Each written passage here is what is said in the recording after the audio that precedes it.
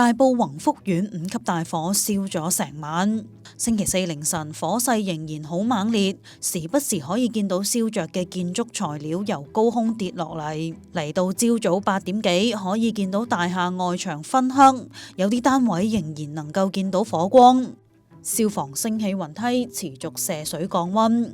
消防處就話，大火波及屋苑7座大廈，其中4座火勢受控，有3座滅火去到10幾層嘅位置，已經通宵喺多棟大廈入面搜查。預計救援行動會喺星期四中午至黃昏時段推展去到天台位置。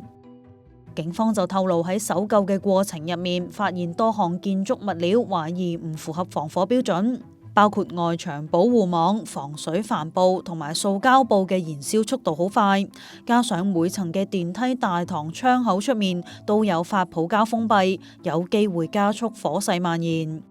截至星期四中午，死亡人數至少44人，71人受傷，17人危殆，部分傷者已經出院。